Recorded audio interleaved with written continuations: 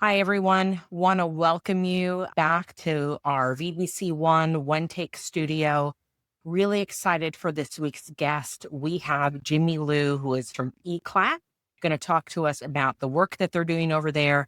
And then, because we know AI is such a hot topic and so needed in this world of increased audits and V28, that I know that you're going to find this conversation an important one. And so you're going to want to tune in and listen to every bit of information and advice that Jimmy's going to give us. All right. Hi, Jimmy. How are you? Thanks for being here with us today. Hello, Shannon. Thank you for inviting me.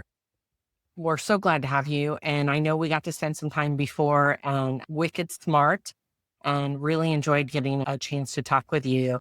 I thought maybe we could start off by just sharing a little bit about your background. And then I want to establish, because I know I got to appreciate it in the time that we were working on and getting ready for this podcast. I want others to be able to experience and know the expertise that you're bringing to the conversation today. So maybe you could talk a little bit about your background and what makes you the right person to lead AI at Eclat. Sure. Happy to share about that. And I do think my background is well suited and positioned me to really embrace the AI age and the possibilities. I started out in the consulting industry. I had a few offers out of school, but I wanted to go into consulting and work on application design development projects. That's what I wanted to do. And I did. I got a job and I learned from people in the business for 20 years. So I learned from the best, because if you're not good, you don't stay working as a consultant. So what I liked about it was we were on 6-month contracts, and we'd go in, we'd either design a brand new system or make major modifications to an existing system. And some of them would go extend, and then we would just go to new projects. We'd train the staff how to use the system and then move on to the next one. So I did that for 10 years and did a lot of development, a lot of batch processes, a lot of reporting, online screens. I became the tech lead talking to the business owner. So I ended up being the one that had to estimate the project, work with the resources to get projects done on time. 6 of those years I spent at Citibank. So we were working on their global payment system and a lot of electronic EDI transactions. And that really helped me, because after 10 years of that, I had an opportunity to get into healthcare. I got a job at Independence Blue Cross in Philadelphia. And that's when the HIPAA initiatives are going on. So that's when they were moving to the electronic transaction sets for enrollment, for claims, those sort of things. So I used my EDI background and my technical background at Independence Blue Cross to build EDI processing systems and also a group enrollment system. And then the original consulting company I worked at, was starting to try to get into healthcare, into the risk adjustment space. So I left Independence Blue Cross, joined the consulting company that I started my career at, and we built a risk adjustment platform. I remember we only had a wireframe mock-up of it, and I took a road show to Michigan. We showed it to 4 health plans, and all of them bought it. And this was in Medicaid. So we started on the Medicaid side, which I didn't really know that, the difference. But Medicaid, there weren't as many competitors. We got traction right away. And then we ended up signing more clients nationwide. We built a Medicare version. I also helped build an encounters processing system. And then in 2014, when the ACA came out, I built a commercial version. So I literally helped build a risk adjustment platform, me and a team of developers. And then I also helped build the analytics that powered the platform. The risk adjustment, to me, it was interesting. I was supposed to be a doctor. My dad's a doctor. His dad was a doctor. But I found computers more interesting when I was going to school.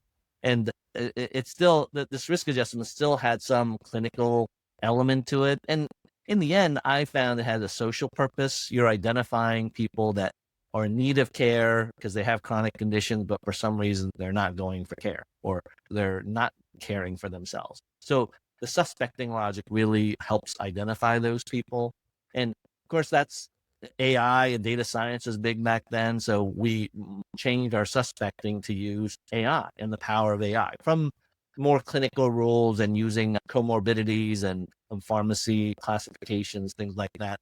And in a couple of years, we gave our clients the choice. Hey, we're building this AI model. We think it's as good as the probability models and the clinical rules we have, but we'll give you your choice. We piloted with some plans, and then after that, everybody decided they wanted the AI model because it was clearly the way we had built it up at that point for a couple years beyond what the other older traditional algorithmic rule sets could do. And we continued enhancing that for 8 years, and it's used by some of the largest national payers in the country. So that's really, in a way, how I came to Eclat was I was still in the risk adjustment industry, but I wanted to use the new technologies available, specifically the large language models. It's unbelievable what this technology can do. And when I was building the analytics, I only had diagnosis codes really on claims data. I had some pharmacy MDC codes, some lab results. Like, you're missing like 99% about what the member has and what's embedded in the medical records. If you can add that to the mix, I think it's unbelievable the power that these LLMs can do, going through all that data and then making sense of it, organizing it for you, and then even rendering opinions about maybe why is this member not going for care based on all the things that they know, and prospectively, what can you do to maybe intervene and impact them? To me, it brings the analytics into a new, exciting era, which that's why I'm excited to build a new analytics platform using this technology, which never existed before. But I do know a lot of money is being poured in by all the major tech companies. There's a huge amount of investment. So this technology will continue to evolve. There's already very smart people and lots of money behind it. The question becomes, what are you going to do with these capabilities? The need is still going to be for specialized solutions, people with domain expertise to take these tools and solve problems in a new way that was never possible before. That's going to be the most exciting time to be alive. Now, I think people rightly are worried, will this take my jobs? Will this makes a lot of jobs go away? I don't know. It could, some of these things, but I think the world has always had to adapt to new technology coming out. I've lived through the age where personal computers came out, then the internet came out, then cell phones came out, which became smartphones. And now you have these LLMs, which nobody's ever seen anything like these before. So to me, this is the most exciting era of technology growth that anyone's ever seen. I agree with you. I have been a fan of ChatGPT and other things. And here at VBC One, we have our own curated instance. And I know that it's made it, when you mentioned about replacing jobs, I don't necessarily see it as replacing. I see it more as elevating. So now I can focus my time on Mm, other things where I think my time and my brain power and other things like that are better used mhm, than maybe what I could do with ChatGPT helping me write an email or write a podcast script or something like mhm. that. I do find you have to fact check. And I think that you still Oh, need yeah. humans to do that. But agree with you. It's getting smarter and smarter. So even more impressed now. And I think that you've worked in every aspect of healthcare and just a wide range of knowledge and data, which I think is so important because you really Mhm, do have a wider view and agree with you too on the opportunities. We know that I talk a lot about how people are living longer, not necessarily healthier. We know we have a shortage of physicians in this country. mm, We know that we're going to have more nurse practitioners, and we need folks to be able to take care of all these patients too. And so the technology has to get better with us because we don't have enough providers. And we need ways to cover those areas and again, allow people to work top of license and be supported by the technology that's out there. So I want to, before I get into, because I want to talk about the language models that you guys are working on, the analytics that you're doing. And I had an opportunity to check those out the other day and was so impressed. And I know as a former operations leader over risk and quality, I would have loved a solution like that mm, and love it now with the groups that we're working with. But I thought maybe we could take a step back a little. And right now, there's a lot of folks out there that they go to conferences, they walk through the exhibit hall. Everyone says they're doing AI, NLP, we're using large language models. They see the ads that are out there. They get the mail, they get the emails. I'm hoping that maybe you could equip our listenership with things that they might look for or understand or even questions that they might ask when Mhm. they're evaluating solutions out there? Yeah, that's a great point, and I have spent a lot of years. I do attend those industry conferences. I do walk around the booths to see who's out there, what do they have, because there's always new companies there. And I also man the booth usually, whatever company I'm representing. And it is a very, I think, collaborative environment. In a way, it's even though healthcare is big, the risk and quality industry is small. And if you don't work in it, it's not the most interesting thing to talk about at parties. People Oh, don't come quite on. understand what it is that we do. But if you get us all together, wow, we have lots of fun talking about all kinds of stuff that we're trying to do. And you raise a good point. Like there's a lot of new companies because everyone's pitching something. It's trying to make a niche. There are all the new technologies available. And I don't discount some of these companies may have something. Like in a way, if someone's going to come up with something new, it's probably going to be one of these smaller startup companies because the bigger companies have too much infrastructure, too much investment that they can't just change and adopt and get rid of whatever that they've been, making a big part of their business. They will adopt it more slowly. Maybe they could stand up a team in parallel, but then in the end, they'll be competing against themselves. So I think when you're evaluating them, really, you have to take a look at a lot of these companies don't have access to data. So one thing is, do you have any clients or are you just trying to break in? Everybody's got to start somewhere. And really, what is the innovative use of the technology? Does it solve the problem? Making a good use of the technology in a way that makes sense to you. Because if you go to their booth, I'm sure they have materials, probably have a demo. If you don't understand how they're solving the problem, then they may not be solving the problem. Good They may point. not understand the problem correctly if you can't understand it. Most of the people there fully understand what problems they're facing. They have some idea about the technology. They don't have any sense of how the technology will lead to a solution of the problem. Then I'd say probably it may not be real. And in the end, I think it's not necessarily the most novel ideas that's going to make it because if anybody has a novel idea that's really good, one of the big companies is going to snap that up quickly just to get the patent rights or just the idea under their ability to increase the value of that much more quickly. But I do think go to them, see what's out there. There may be people just throwing ideas. Some may have some real things. If they have some real things, hopefully they have some clients and access to real data, especially if they're leveraging the large language models and AI. And usually the people at those booths are pretty knowledgeable. Like they may have had a career in doing these things and they could only been at the company a short while.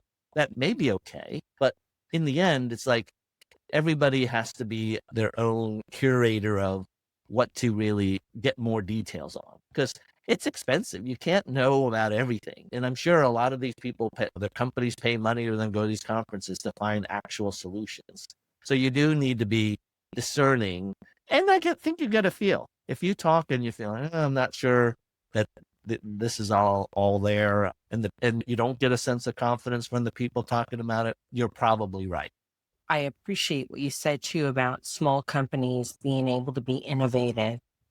I know in being a purchaser of solutions in the past, I was a fan of the pilot, but I know sometimes you have to be thinking, especially, and I won't name names, but there was a company a couple of years ago now that basically shut down the healthcare system for quite a few months because of data leakage and issues with PHI being leaked and so Hmm. on and so forth.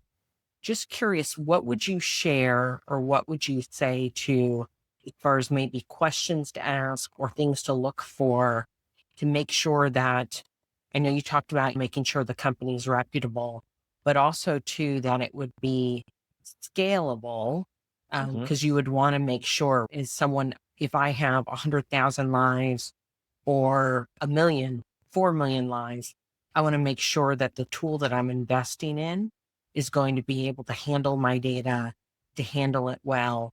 Are there Hmm. things or best practices that maybe that you could share for the audience, whether they're considering your solution or someone else's?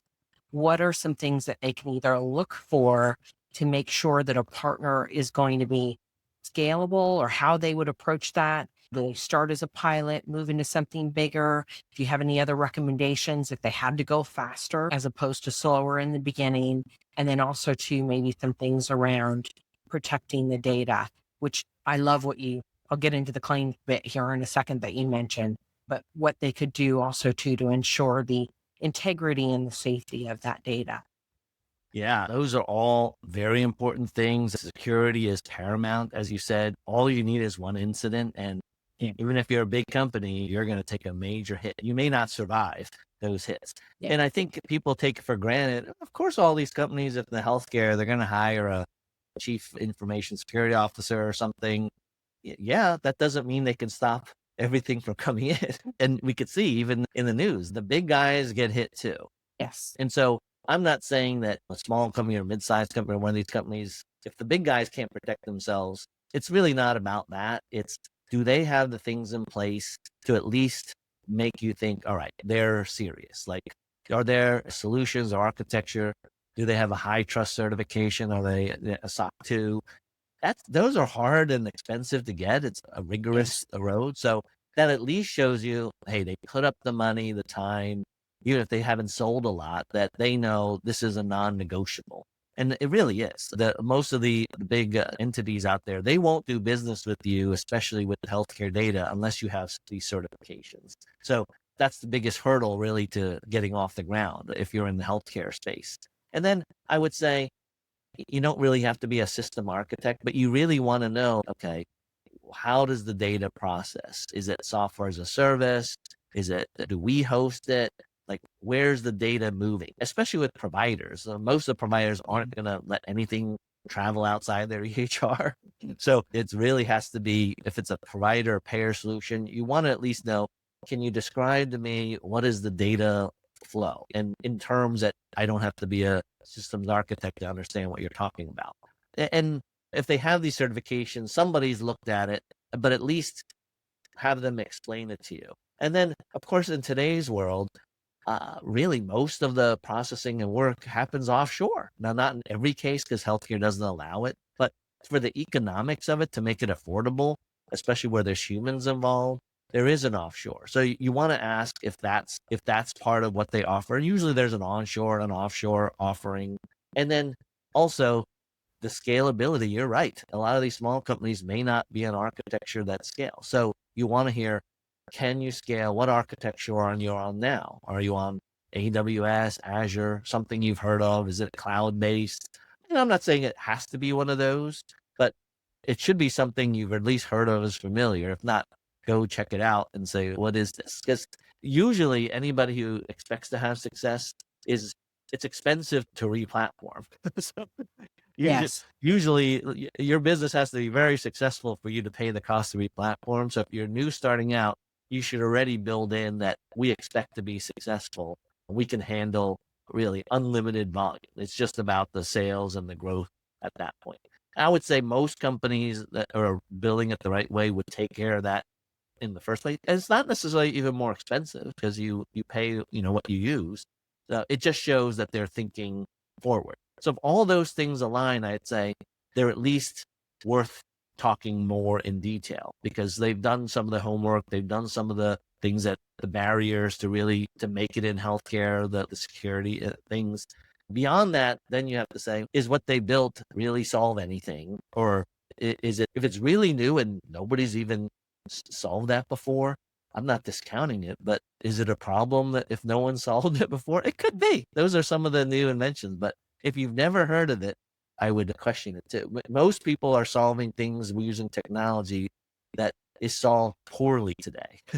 Those are the ones that are adopted quick. Of course, with healthcare, there's problems all over the place. I wouldn't necessarily use that as a eliminating factor. That's a great segue. Just to close off on what you said there, we use Azure, and glad to know that's a good one. And then from what I heard you say, and from being in this seat in the past, purchasing solutions like this, getting IT involved early and taking a look at what's under the hood. And we currently work with clients too on getting their SOC 2 and HITRUST Mhm. certification, and it's not an easy process. Right. You definitely have to know what you're doing and ask for that. someone going through a high trust process as opposed to having their high trust certification, two different things. And there's different levels Absolutely. along the way. So it's important to understand that too. You talked about healthcare data, and you mentioned earlier about claims and pharmacy, and we Yeah. know that's limited. And then I attend these conferences and I hear people from HHS and CMS and OIG, and they talk about encounter data, and we know that's not totally complete either. And then now the gentleman who's the head of CMMI, Abe Sutton, talking about greater reliance on data to be able to tell the story for the Mm. patient's chronicity, as well as all the emphasis now on the electronic quality measures.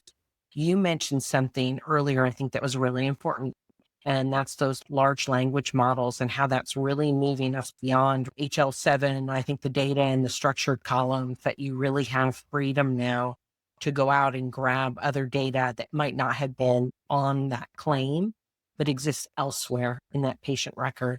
Maybe you could talk a little bit about that technology and what we can do today that we couldn't do, say, yesterday, that makes that vision of good old Abe and CMMI make that vision a possibility.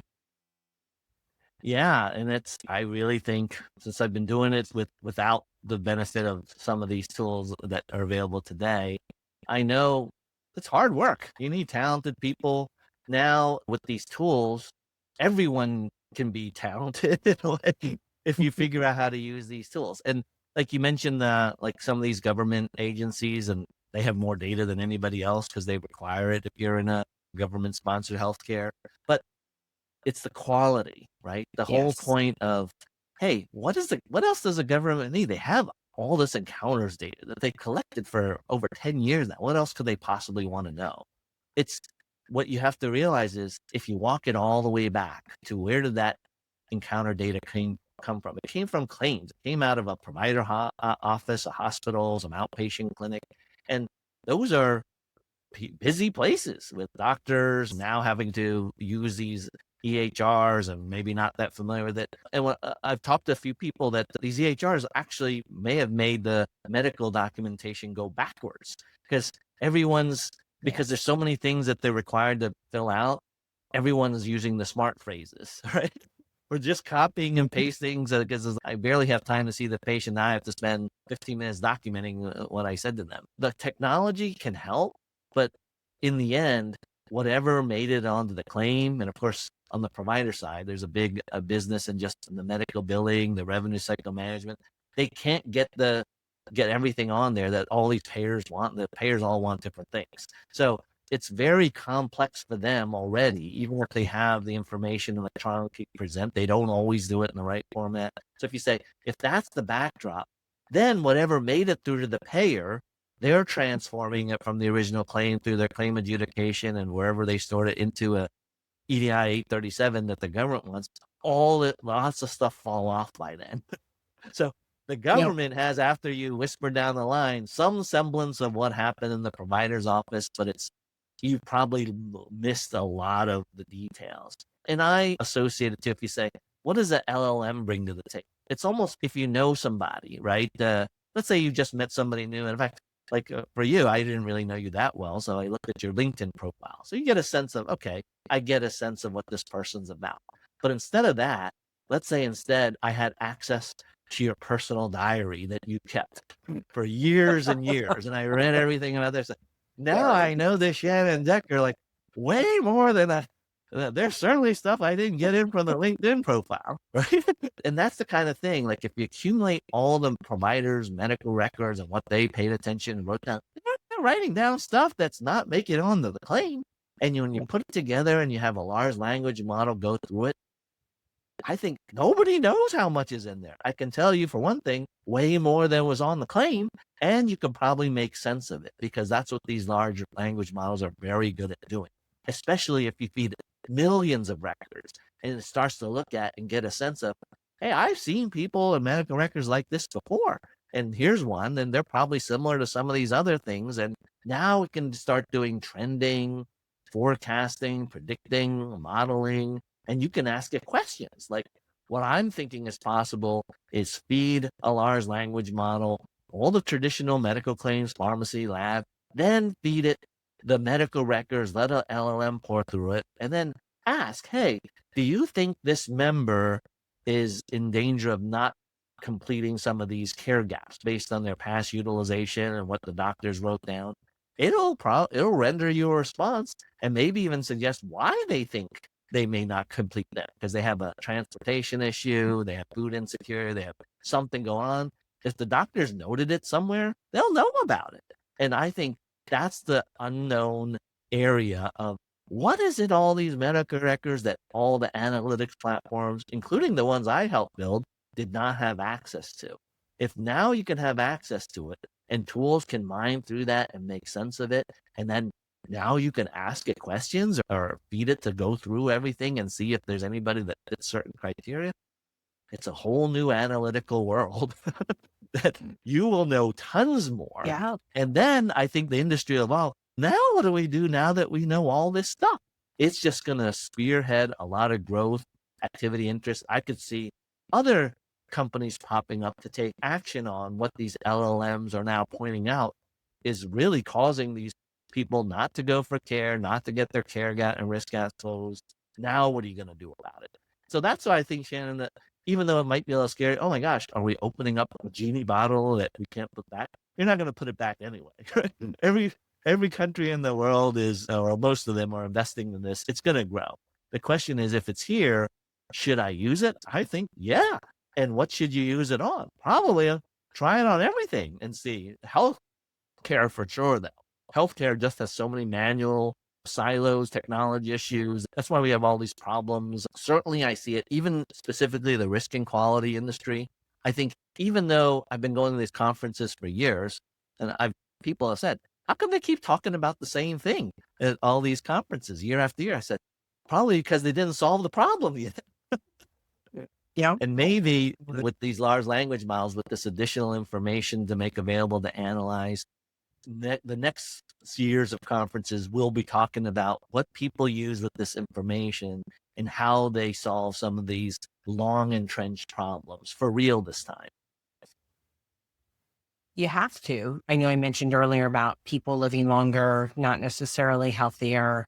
We know that, again, when I talk a lot about the census, and so in 1980, it looked more like a diamond, less people living as you got older, and the majority of folks, 20s and 30s, are those that are populating the earth. And now we have more people on this planet over the age of 60 than we do under. And the census in just this 40 years has shifted to a square, and you have just as many 80-year-old. And I expect with all the GLP-1s and other medications out there that we're going to see folks living even longer and longer. And I know this when I'm out there talking to physicians and asking them, what does your patient look like? And again, they're 80, 85 years old and they have all these complications, but they're hanging in there, which is great.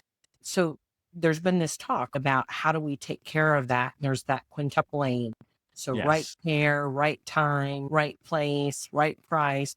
I know I'm adding in some steps, but the other part of that is making sure folks have equal access to care, making sure providers don't get burned out.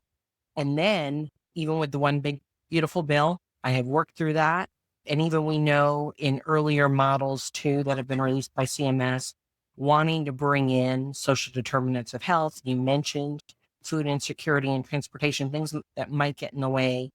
And so when I think about what you said, I think about how data, before we used to say effective or efficient, meaning that it told you something and you got it fast. But I think now to solve the problems and get to the quintuple aim and make sure that you're taking care of all those patients, it really needs to be efficacious. It needs to be both timely and effective. And it sounds like with what you're suggesting, you don't have to worry about claim lag. You don't have to worry about incomplete claims because you have these other data sources that you can now bring in. And healthcare is complex. And that whole census thing I was saying, people are more complex. And so the way that you're going to get at that is being able to parse through that sea of data and then have bubble up what's relevant at the point of care for the physician or whoever the care provider is. to be able to help those patients. So Hmm. thank you for taking us through that. I know you started getting into analytics, and I was, like I said, I know I keep saying it, I was so impressed with what you shared with me the other day, and would love for you to talk a little bit more about the analytics platform. And it's in the spirit of being efficacious, giving you timely, actionable data when you need it. Walk us through that a little bit. Sure. Having worked in healthcare for the last 15 years and working with business owners, what I find is they know a lot. They weren't put as executive in charge of something for nothing. They know all the ins and outs of their business. What they don't have access to usually is the data. Most of them aren't technical. They're not a SQL guru. So they rely on somebody going through the data and telling them what's in there. And it's a slow process. Like the analysts typically don't really know the business. They don't know what they're looking Yes. for. They only half understand what the business person asking to look for. Sometimes they look for a pattern of something. And I used to be an analyst, like, what kind of pattern? They said, I don't know. But if you look at it, look for something that looks unusual or is costing Hmm. us a lot of money. It's very hard to define something you don't know was in the data. That's why you need analysis. So I find that the path from the knowledgeable SME, business me who knows what they're looking for or needs to get information to say, what do I think is what should I do if this is the state of our data? It's too much, takes too long and too much miscommunication and understanding with these data analysts. But formerly, that is the only way you could do it. Since these LLMs are so powerful, everybody could see it themselves with ChatGPT. That if you keep asking and prompting, you can refine and it can get you the information you want. I see the next analytics platform as more being like ChatGPT. That we have some pre-canned things that you ask for it and show you how we prompted our own LLM to get you that, and then that should tell you, oh, the power is really in my hands, which for a lot of healthcare business owners and decision makers, it's never been in their hands before. They literally didn't have the data in their hands until some analyst with access ran some queries and gave them a spreadsheet. Now that's not even exactly what they were looking for. And it takes too long. It says, can you refine this? If they have 5 iterations, 6 to 8 weeks later, they have something that maybe doesn't even answer the question. So instead of 6 to 8 weeks, how about 6 to 8 minutes? Where Interesting. you, after you saw what the LLM came back with, say, oh, I didn't know this, or this strengthens my hypothesis or weakens it, but why is that? And you can keep asking and refining, and you get more understanding. I think data analysts know more than anybody else at most companies. Why? Because they spend hours and hours pouring through data and trying to make sense of it. And usually they're asked to go find things, but they'll notice things too about the data that nobody else does. Like, how would you know unless you were spending time with these business domain experts? Now you give them direct access to the data and ask in non-technical terms in English language and keep refining it themselves. They will now get what they haven't had the ability to do, learn the patterns of the data, know what's in it, know what's meaningful. They already know what they're looking for. And then once they confirm, yep, it's there or not there, then they can make business decisions about what to do about it. So the next exciting analytics platform will say, the power now goes in the hands of the business people. You still may need more data analysts. It's like what I find now with ChatGPT is like, geez, I don't even have time to keep prompting it. There's so many things to run at. Maybe I need a team of people to just keep prompting. The information just keeps flowing at you like a tidal wave. So I Yes. think that'll become the problem. You need the data analyst. Like once you have these tools, you can get so much more out of it. It's like the floodgate has been opened. But the next era of business will be now that not just you, soon everybody will have these tools. Now, not maybe in your domain that they have to have specialized knowledge that the next few years, everyone's taking all these general capabilities, specializing them to solve problems in each domain. But once that's there, then who can look at and consider the information quicker and take actions on it that impact these problems and turns them into solutions. That's where companies will win because I like it in a way that it's a fair playing field. Like these tools are so everyone can get access to them. Now, what do you do? So it's still require very smart, talented people. Maybe you need more data because everybody has access to. to convert that into projects, action, activities, outcomes. And I just think every person like that can be at least 5 times more productive. But that'll be the new expectation. So you mentioned like the population curves kind of going in reverse, like especially a lot of Asian countries, like they're literally going to be dwindling down. Like, how can you economically have enough output to sustain everybody? I think with these new LLM tools, each person's capability, I think realistically can be multiplied 3 to 5 times, which certainly can, if you're in the right business, can be translated to economic output. And if you just think about it, like in the agricultural terms, a few farmers with using equipment feeds whole towns with what they output. This AI, the LLM, and how quickly it evolved, the robotics technology is following along very quickly. That the AI, that the LLM with robotics is going to start to take care of. You can replace people with robots, like for caregiving for seniors who can't function that well, but they wouldn't mind a robot. I know my wife is waiting for the robot that's cheap enough that you can buy it that will cook, clean, sort your laundry for you. There. Uh, and that may only be 4 or 5 years away. With this Agree. LM technology, I can imagine a robot with a brain hooked to the internet and access to these tools, you start teaching it what you want to do.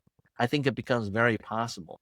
Not to replace people in every instance, but as you said, there's certain situations with the older population that they need some care.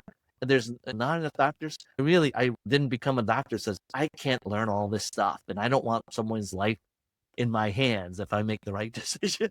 Has a lot of pressure. These LLMs will enhance the ability of doctors. They don't have to remember everything. They just have to see these cases and be very good at discerning and take the action. I think they can treat more people, maybe even remotely. So maybe you don't, even if there's not as many of them, you could make them more effective, covering a greater population. The combination of LLMs with robotics will enter into a lot of spheres, and that can partially account for what's happening with the population going in reverse. Agree. Wholly agree with you. And actually, those robots are not that far away. They have the first prototypes out now. I trying to remember the company and the article. I don't know I don't want to mention company names and be wrong, but I know that they already have some prototypes out there and are able to do like basic household tasks. And they're within, I think, a reasonable range that someone could purchase them. It reminds me of when DVD players first came out or microwaves. I'm that old. When computers, how they went from very large and bulky to smaller and much more refined and able to do more things. Oh, yeah. I thought I would just share quickly too, just some stories of working. I've worked in the industry since 2000. And one of the things over those years, just things that I've experienced and I think underscore some of the points that you made too. We always used to talk about the gap. We would say mind the gap between Mm. data and operations. And you really needed to have, it wasn't enough to have analytical skills. I used to get accused all the time that I was trying to run a shadow IT, but it was like you really needed, and this is the thing that a lot of groups don't realize, and maybe some of this will be solved for, but you really need to have people that understand the data. It's not enough to know SQL and go out and run a script. You really need to have folks that know the data, that know how to manipulate it and put it together. And I always talk about, I'm a researcher too. So I'm a PhD and I'm schooled in both quantitative and qualitative data. And one of the things that I would always do first thing in the morning, crack my eye open when I worked for Optum, and I would look at my data, and you could easily see if you have to pay attention to it and you have to really understand it, because you could see where scripts would fall out and the data Oh, might yeah. be off and you'd have to go and fix it. Or I'd asked a really smart analyst, hey, can you do this for me? And to your point, 6 to 8 weeks, maybe not that long, but there were times that it was that long to get data, especially if it was a new report that we were doing and they envisioned it as a bar graph and I wasn't specific enough. And that Mark Twain quote, what is it? Lies, damn lies, statistics. You can make something look very different by changing the axes. If you put something on the X versus the Y, or a bar graph to a line graph, and having that discussion and being able to get the things that you need quickly. And then that's the other thing too. If it takes 6 to 8 weeks, you're having, and especially so the other models, ACA, Medicaid, you don't have the runway that you do. And even that, they're talking about speeding that up, that we won't have the same. And even still, with risk adjustment and Medicare Advantage, even with the sweep schedules in the longer run, you really don't want to take that because you want your money up front so that you can pay for the care that those patients are utilizing. Because otherwise, then you start to lose your revenue integrity. And being able to have data that's actionable quickly so that you can make the changes that you need to in your operations, put in programs that are necessary, run health fairs or do drive-by clinics that are going out and doing DEXA scans and annual wellness exams and all those types of programs, working with your physicians on documentation, you'll be able to see those things. So I thought that tool and being able to put in those queries and get data in the same way that we're able to do refined queries with ChatGPT. And again, you still have to check it. It's not a Mhm. silver bullet, but I think is just is so helpful and so amazing, and will be able to solve for a lot of the challenges, or at least make us better with some of the things that we're trying to work through in healthcare. And can definitely have, you mentioned, this came to mind too. Not that I want to discount the good work that our docs are doing and how they help patients and we need them. But I think sometimes population health and reporting and the work that you're doing, and by having these analytics available, you're able to elevate and actually help more people with that work and improve outcomes for them because you're getting data in the hands of those Absolutely. physicians that need it, when they need it, so that patients can have a better life. Yeah. Those Awesome. physicians work hard. They went through a lot of training and 100%. they work very hard. And a lot of them have a lot of medical school debt that they don't make money until they're much older. Yes. So I definitely feel for them. I want to see their lives getting better. I think these technologies have the opportunity to do just like anything else. It could go down a weird path for some reason that it doesn't make their life better. That's why you really need people to be aware and do as much as possible so we go down the good path, right? Just like any Yeah. tool can be used for bad purposes too and also have bad outcomes. And certainly there's a lot of attention. Everybody's trying to figure out, do we need to rein in AI? Is it going to take over? It could. The reason why these sci-fi movies all show this is Yes. there's a possibility. Terminator might not be that far off. So I know. Or War Games, all those old movies from the 80s. So, Yeah. and then some. Agree. I feel very fortunate that I didn't really plan out my career. My career happened to me, but having that technical basis and then getting into analytics and then living through the age where all these new technologies came out, the computer, the internet, the cell phone, now these large language models.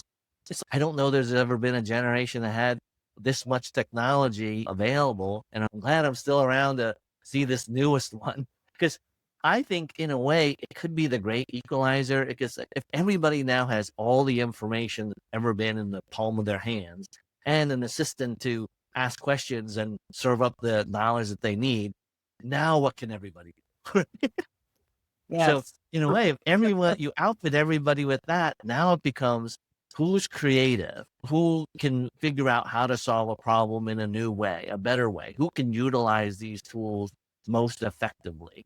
And to me, I'd rather give the chance, let everybody try and see how they do. When people don't have access and it's not a fair playing field to begin with, that's okay. Then some people will get ahead just for other reasons. So I do think some of this technology has the ability to bring people up and give them a chance, whereas before, due to socioeconomic reasons, maybe their chances weren't quite as good. Awesome. We've talked about so much today. I don't know if I know we're going to be doing more discussions about Eclat and the offerings at Eclat, including you guys are doing suspecting, you're doing prospective, concurrent, and retrospective reviews. You have coding and chart retrieval and HEDIS abstraction and all sorts of other programs and products that you offer that I know we'll be talking about. So this analytics piece is one very important piece that you have. Is there anything else that you wanted to talk about today or share with the audience to better equip them when it comes to evaluating analytics, large language models, what we've talked Mhm. about so far around AI? Yeah, I think the main thing is be open to what this technologies can do. Like currently, and if you're a user, just like you and I are, your imagination starts to see if this is possible, what else is not possible? It's the list of what's not possible starts to shrink when you see I love where it. we're at today. And all these things Eclat's getting involved in. Hey, I like to build stuff. I like to solve problems. So I've never had these kind of tools or ability to solve these kind of problems. And in the end, with this capability, especially with all the healthcare data, if you've already ingested all the healthcare data, you just train these LLM models on some specific area, but you can churn out these solutions much quicker. And I would say possibly solve the problem much better because who's had this kind of power ability to before? And the time frame of when how fast you can do them is on a scale that I've never seen before in traditional development. Now, of course, you still have to test to make sure these results are good. You still need that expertise, but I still think you can get there faster with these new tools. And the world needs it. The world, even though it's evolved, is so complex.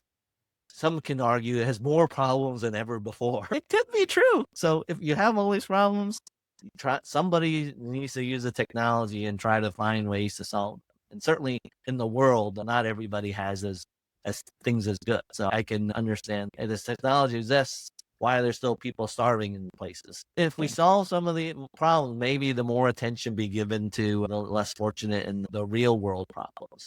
Because it should free up time, and if we can keep the economic output going or multiply it, more things become possible. We've just really scratched the surface. And I know the brain trust that's the Eclat.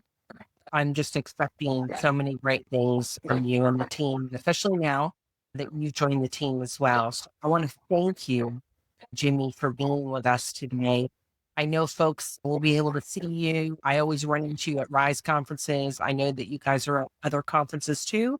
But of course, in our write up for this podcast, we'll include a link to your guys' company page and folks can get a hold of you that way if they want to book a demo or learn more or just continue the conversation with you. But I want to thank you for being with us today.